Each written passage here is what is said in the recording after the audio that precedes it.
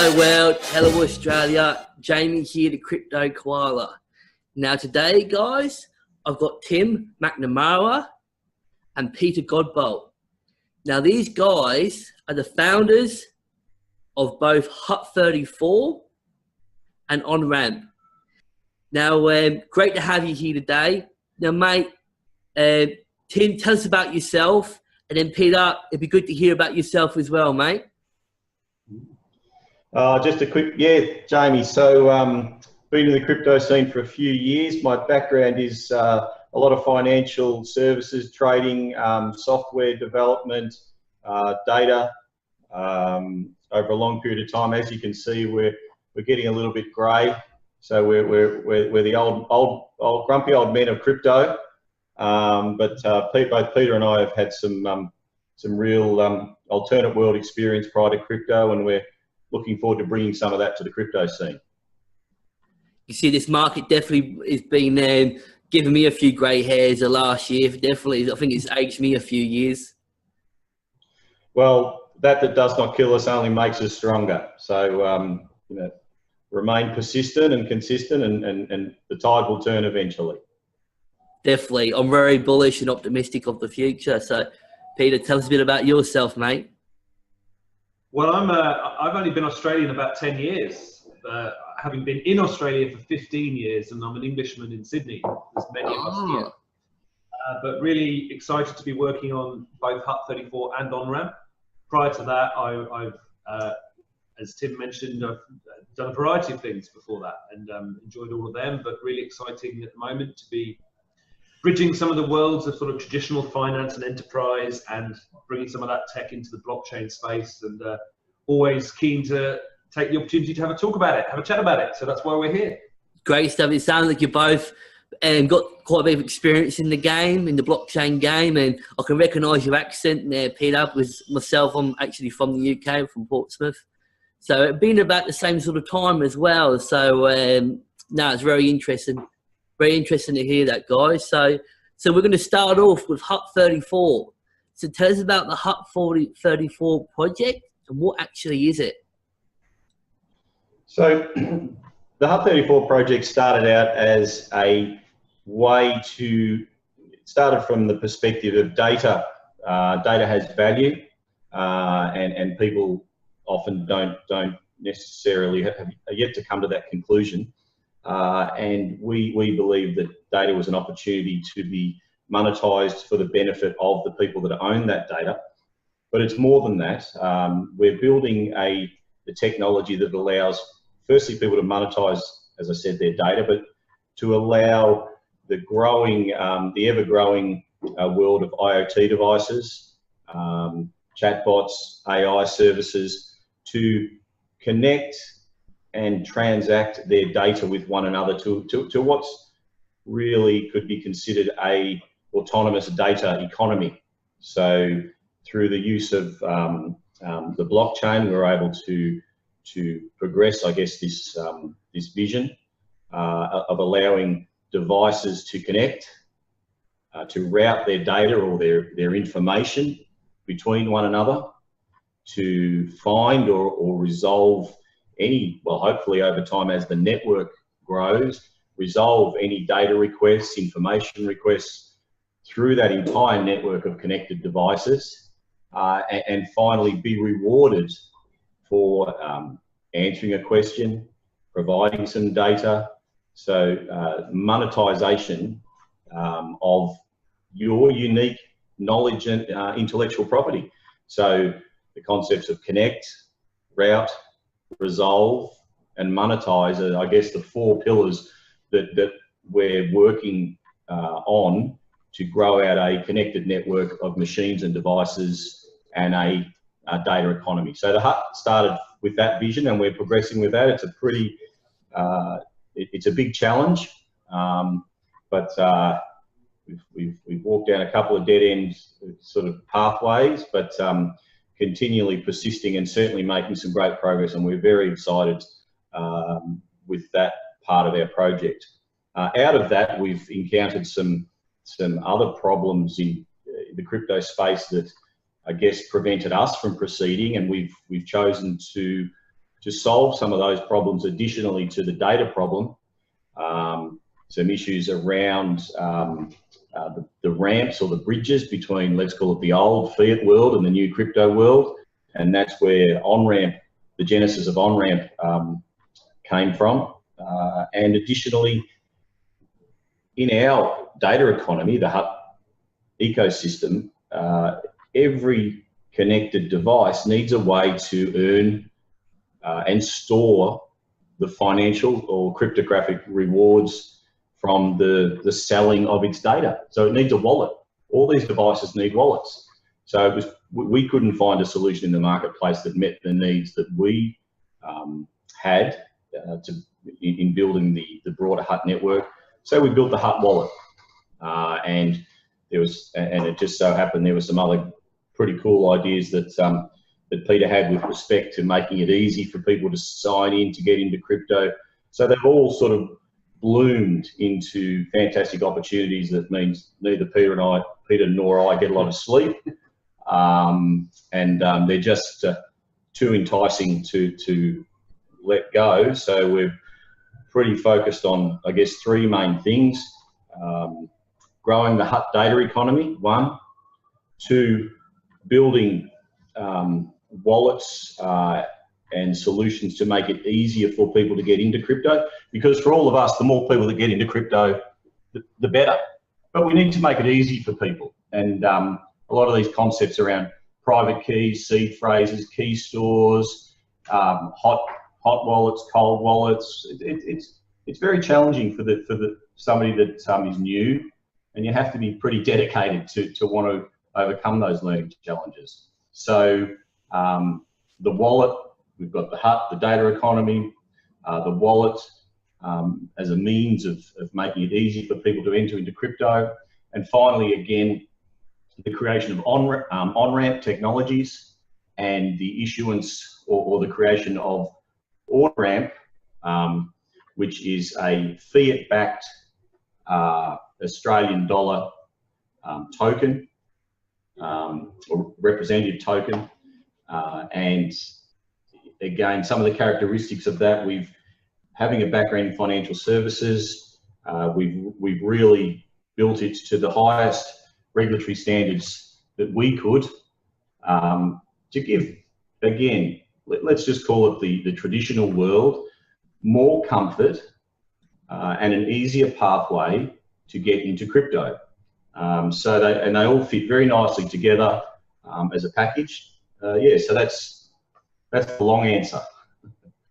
Yeah, no, thank you, Tim. There's a few good things I'd like to pick up, trying to go in a little bit more for each single one. And I understand that, just going back to the beginning, is that you mentioned about monetizing. So a way that your users on Hut34 can actually be rewarded. How can they be rewarded? Is there a token, mate?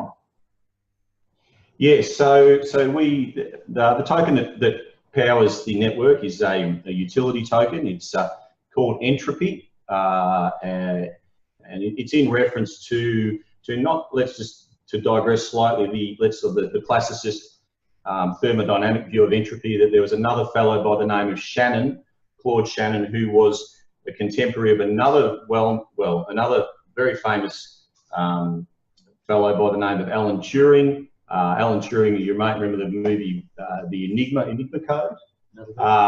Bletchley Park. He was one of the founding fathers of modern computers and cryptography, which really lends itself to some of the things around the blockchain space, around information and data sharing. So Shannon had a theory of informational entropy, and that's just a little bit of a backstory as to where the term entropy and the name of the token came from, but I won't go into that too much. So the Entropy token is a utility token that allows connected digital devices, or machine to machine, chatbots, IoT, sensors and devices to transact data with one another, as well as humans on the network also. So Entropy. Oh, brilliant. So moving on to your other token now, the AUDR. So is this the Australian version, the stablecoin that's going to rival Tether? Do you think you guys can deliver something better than Tether, and why is that? Well, I mean, I think we should very clearly delineate the utility token that allows people to access the Hut34 network from the OnRamp token. The OnRamp token has some similarities to the stable coin called Tether, in that an OnRamp token is backed by a real world asset, like Tether suggests they are. But one of the ongoing issues, as we know with Tether, is that people cannot get any transparency. They don't really know if one Tether is backed by $1 US. So some of those fairly obvious problems and concerns, we've solved those through building a structure and a regulatory compliant structure, such that people know that when they own one OnRamp token, it is backed by an Australian dollar. Okay, people can enter into the crypto space by sending OnRamp technologies at $1,000, and they will receive 1,000 OnRamp tokens, and they will be able to see on the website how many OnRamp tokens are issued by looking at the Ethereum blockchain, and they will know indisputably that there are 1,000 OnRamp tokens totally on issue, and that there is a matching amount of cash or fiat Australian dollars in the bank. I don't think we're going to rival Tether or some of the US dollar tokens, because little old Australia perhaps won't quite have the same, just by the nature of the size of Australia. But I think from a regulatory point of view and from the hurdles that we've exceeded, we're very proud of what we have done, excuse me, and have met some pretty stringent requirements to get to where we are now. And I'm not aware of any other product in Australia that's anywhere near that's gone to this extent as yet. There's been a lot of talk about security token offerings and tokenized securities. Well, OnRamp is Australia's first regulatory compliant tokenized asset. It's not a tokenized equity security, but it is a tokenized asset. It's a regulatory compliant tokenized asset, and that's a pretty big achievement, we think, anyway. Mm-hmm.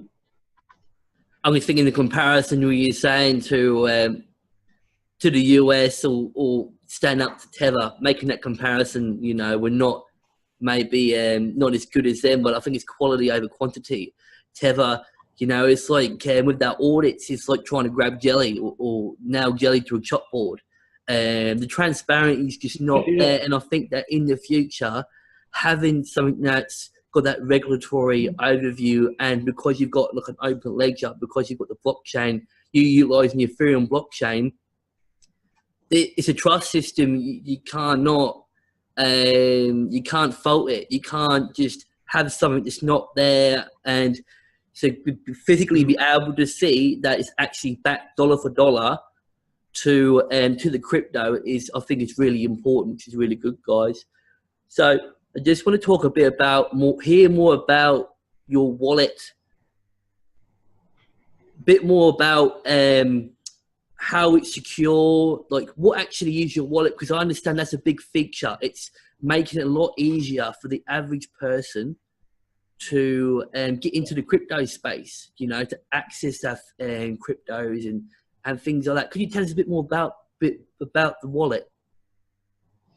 So the wallet that we've built, which you can see at wallet.hut34.io or wallet.onramp.tech, they're both our tech wallets. And what it's done is allowed anyone with a Google account to click a button and then have a fully formed Ethereum address. There's a bit of depth to that, which we'll no doubt go into now. But some of the really important principles are that you're not locked in, that you and only you have access to those private keys. That wallet is created in such a way that only you can ever get access to those private keys. And that's a really key principle in cryptocurrencies, as it's sort of a fundamental principle. Because you do have access to the private keys, you can obviously move those funds around wherever and whenever you want. And because nobody else has access to those private keys, nobody else can. Except it's really built on the premise that the concepts involved in cryptography and cryptocurrency and private keys and all this sort of thing, they're fascinating to most of us. And if you take the existing crypto community, you've probably got 99% of people that's the bit they're interested in. They're interested in this self-sovereignty, the control, the autonomy. But if you've got us all in a room and you said, honestly, how much of the entire population is able or that interested in how things like private keys work? And I think we'd probably go, oh, you know what, we are more interested than the average. So it's taking something which is really complicated, doing it in a sort of best practice, secure manner, and allowing anyone with a Google account just to click sign in and create address, and then they only have the private keys. Now we might want to talk a little bit more about how we achieve that, because that's really what we're, I guess, most proud of. The really thoughtful approach to build the security into that model. Well, the thing is, I'm thinking of when I go onto look at my Ether wallet, I've got to go through MetaMask. Now, it took me a little while to learn it. There's no doubt about it. Anyone in the crypto space, it's not something that's straightforward where you can just quickly set up a wallet and navigate it easily. It's the everyday user, it's a pain. So having any wallet that's going to streamline it and make it more accessible, be more secure as well. So I guess having the security aspect is pretty important, and just having the ability to just quickly go on your phone, sign in through Google, and Bob's your uncle. It's as easy as that. So, someone new coming in the crypto space utilize your wallet to easily access cryptos. Does that seem about right, Peter? Is there anything more you'd like to add to that? No, well, that's the idea. And the other thing, of course, is that that's one angle, that making it, making some things that are quite sort of thoughtful and careful, and then abstraction and moving them away. What about all the let's say people do sometimes push back against, oh no, it's signing with Google.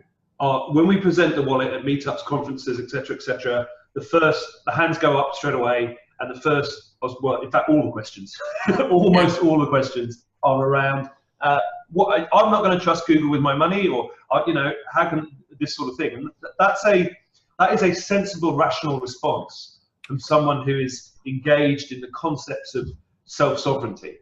They don't want to compromise that in any way. Now, they don't compromise that in any way with us. What we've done is we've taken this process where Google sign-ins run on a thing called OAuth, which is open authentication. And what that lets you as an application builder do is say, I want you to identify yourself to me, but I'm going to trust this third party, in this case Google, to do it. So that's the first bit. Somebody needs to have a valid OAuth token from Google. Then we use other aspects of the Google structure, including their encryption, including private data on the user's own Google Drive. And it's the way these things are knitted together that provides really a greater degree of security. I mean, I actually think MetaMask is amazing, and they've as a first iteration of a Web3 wallet that can, get into the hands of a large user base, it's great. But they would probably agree as well that using a Chrome extension for this sort of thing, well, it's got its own issues. It's not, if you wanted to hack Google to steal money, it would be several orders easier to hack the Chrome extension platform than it would be to hack the key management services, the OAuth provision, and the user's Google Drive. Can Google steal my key? Google cannot steal your key. Although, having said that, whenever you interact whenever you attach a computer to a network, there's always a chance that you're trusting that the manufacturers of the chips, you're trusting the end provider of the computer, you're trusting the software you've installed on that computer, you're trusting the telecoms provider that's connecting you to the network. There are actually all these points that we kind of learn to live with. But we've presented as I say, lots of conversation around the security model. But really, it remains, we're very pleased. I'm very confident and happy that it's you and only you that can ever get the private keys. And the way we talk about that internally is a gun to the head. We always talk about if someone runs into the office or has a gun to the head of a developer, can they say, give me Crypto Koala's private keys? The answer has to be, I can't, and that remains truth. I would say though, you've covered the idea, you've covered the adoption bit. That's where, so it's easy to get in. The other angle, the bit to the wallet, is the fact that in the enterprise space, right, where people are using, there are service companies and people provide services to each other, and then very often a business is built by synthesizing these bits of value, taking the best web provider and the best X provider, and eventually what they're trying to do, say Domino's, for example, had a big run up in their value based on the fact that they started to do, their systems around getting you your pizza were such that they could reduce the price to $5, and they could get you your pizza for $5. A lot of that area of enterprise and in terms of technology systems requires the use of APIs. And you need to be able to connect to things via application programming interfaces, etc., etc. And that's something else that when you click sign in to your Google Wallet, as a user, you don't need to think about anything else. You can receive tokens, send ETH, convert. You can convert using 0x, the protocol about which more later. But if you're operating, say Crypto Koala wants to operate a merch store selling Crypto Koala hats for Ether or for tokens, you may want to plug that in via an API to your wallet. You can use our wallet as a service in that sense, which allows you to do a lot of the things to send and receive tokens on an automated basis. And this has got some of the things, just to let you know, some of the big opportunities that we're hoping to capitalize on. This has got major implications for industries like gaming, where there's an awful lot of very network savvy. A lot of people are streaming and watching and engaging, and there's all this sort of economic and social activity swirling around. And it's a dead set natural fit for crypto. And except that the users just want to sign in, and the developers, they really should not be firing up their own nodes and building their own, it's called JSON RPC when you send data, because that's what leads to the first generation of really security problems, hacks, and things falling over. They should be using a wallet as a service, which again, we see as a big opportunity. It's something that we need, because if you're talking to someone who's operating, say, an IoT array of 15,000 devices, which we're saying to them, we can help you monetize that more, we need to create 15,000 addresses. Now, when we started the project, the path to creating 15,000 addresses was we'd either do it ourselves, as in that breaks the security model, because then if a gun goes to my head, I can give someone the private keys, or we have to tell our customer how to do it. And you do not want to sit down with even a head of IT at a medium-sized organization and say, right, here's how you install Parity, here's how you install Geth, here's how you open up a port, it's way too hard. So it's really all about adoption, making things easy, and we really think that the wallet's features both for users and for enterprise has a really exciting future. I understand, if I've got this right, that you guys have got a built-in trading feature potentially that's going to be integrated into this wallet. So tell me, guys. So are you using some sort of the Ox radar relays? Is that the right sort of program? So that bit you mentioned, talking to Tim earlier. If you want to, as you're probably familiar, some of the most cutting edge stuff that's probably going to have the biggest impact into the midterm and the long term is the non-custodial decentralized exchange. That bit that allows me to swap things with you without us having to trust a third party, be it a bank or be it an exchange, be it anything of that nature. That's really where a lot of exciting work is happening. And some of the most exciting work is by a project called 0x, who you're probably familiar with. And we certainly consider them friends. And we're really learning a lot from the way they're attacking things.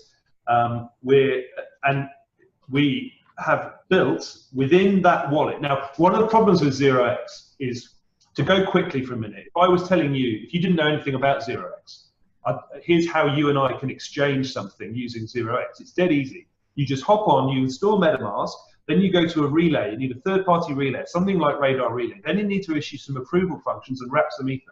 Once you've wrapped some ether and the approved functions have been mined, you'll be able to view the order books and put in a signed order, and then I'll see it. And once I've installed MetaMask, wrapped some ether, issued some approval functions, I'll be able to act as the taker or the maker, and you're the maker, you're the taker.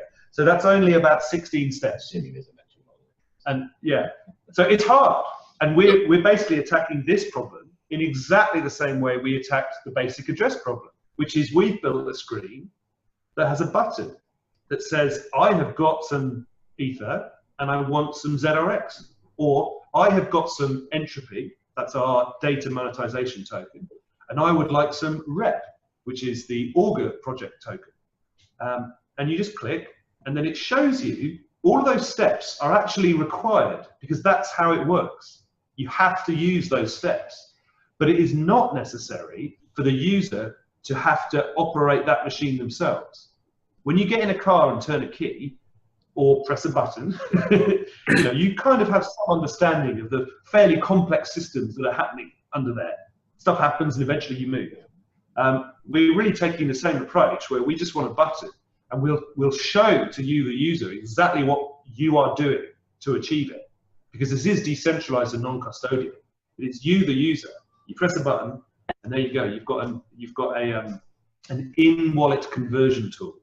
Now, to take this a little bit further, to go sort of even, slightly further, is that once you have a registered managed investment scheme, this is talking OnRamp now, a managed investment scheme requires an Australian financial services license. This is a high bar. And once you have a managed investment scheme, you can look at a variety of assets that you can tokenize. You can allow tokenized access to these underlying assets. Once you allow tokenized assets to things like securities or other forms of cash, that has then unlocked the decentralized non-custodial exchange, for example, of AUDR to GBPR. That would be that's a non-custodial, decentralized foreign exchange transaction on the Ethereum blockchain. And we see this as just all in service of the Hut. This is all about enabling the underlying project, that's the Hut34 project, powered by the Entropy token, to get out there and to find these customers and to start things, whirling around. We kind of need these fundamental things in place. And we're hopeful that if we need them, there'll be lots of other projects, and there's indeed lots of users that need the benefits, and they're most welcome within our tent. So, take it for a spin, sign up, all that stuff. Great stuff, guys. So what's the future hold for you both? Like, what's your next developments on the horizon? Well, we're moving, the Hut platform is pushing up to 1 million requests processed, and we've stayed shy of about 100 devices. I think we're at 70 something at the moment.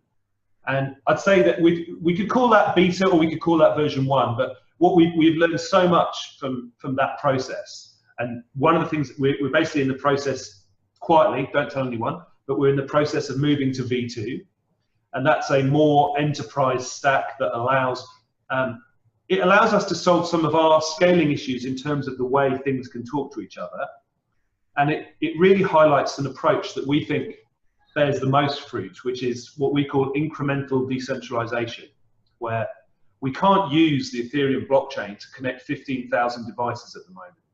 It would cost thousands of dollars in gas, and every single device would take at least 14 seconds to talk to another device. And we are lucky enough also to be aware and to understand some of the scaling solutions. And I am very bullish about the Ethereum blockchain. I think that's going to be fixed in the future. I really hope that some of the things that, with Raid and Casper, things like that, hopefully these scaling problems will be fixed in the future. I think it's a similar trend with a lot of projects. Gas is a fortune, and and the speed, but hopefully these things will be fixed. The bottom line is that's okay. That we can do an awful lot internally, where we can say, here is a Hut, and we call it the Hut. So here's a Hut platform that we operate, that we can connect these 15,000 devices to in a scalable architecture. We can then open it out and say, now you can have your huts. And as the technology arrives, the scaling technology, we move more and more. This is incremental decentralization. We move the smarts to the blockchain when it can handle it, as soon as it can handle it. And I guess that what's next for us in terms of the hut is a V2 release. We haven't put a time on it yet, but soon, and we, you know. Keep building, keep iterating, keep finding solutions. That's it. Keep building the good times, building the bad times. Just keep on building, guys. It's great to hear that you. I remember looking at Hut34 going back a year ago. It seems like you've evolved. A lot of things have come to fruition, and you're looking at, you know, branching off and going into new endeavors and incorporating them all together. So I know with Ox Protocol, you know, you've been talking a lot with them, and it seems like that's pretty exciting because being a decentralized DEX, one of the biggest decentralized DEXs on the Ethereum blockchain, it's really good to hear you guys involved with them and moving forward. So, guys, good for the viewers. I'll put down the links below. So they're on Telegram and Twitter, all different platforms, and you can follow them, guys, and you'll be able to see when their V2 platform is released. You can check them out now, guys, if you want, and just see how they're going. And if it's something you want to get involved with, and if you've got a question at all, be sure to ask Tim a question or Peter about the project. They'll be more than happy to answer. So, guys, thank you so much for your time, and have a wonderful day, hey? Thanks, Jamie. Really appreciate it. Thank you very much. Thanks, Jamie. Bye. Bye, mate.